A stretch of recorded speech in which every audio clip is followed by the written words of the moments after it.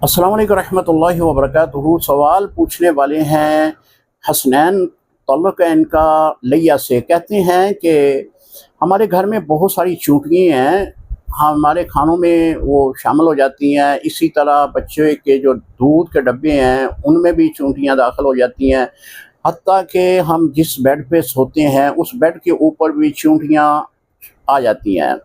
बहुत तकलीफ़ दी हुई है, क्या हम इनको मार सकते हैं? मुहतरम कानून है शरीयत मुतहरा का कि हर ज़रर ज़दा जो जानवर है उसको मारना शरई तौर पर जायज़ है। ज़रर का मतलब है कि जो तकलीफ़ देने वाला है। चूंटियाँ जिस तरह आपने सूरत बयान किया, ये आपको तकलीफ़ दे रही हैं, आपको खाने को ख़राब कर रही हैं, बच्चों के दूध को ख़राब कर रही हैं, आपको सोने नहीं देती, आपके बिस्तर के ऊपर चढ़ जाती हैं। तो आप इनको मार सकते हैं, यानी इनको ख़त्म करने के लिए कोई भी दवाई, कोई भी स्प्रे इस्तेमाल करें, शरई तौर पर आप पर कोई गुनाह नहीं होगा। और हर ज़रर ज़दा, हर तकलीफ़ देने वाला जानवर उसको तलफ़ करना शरई तौर पर जायज़ है।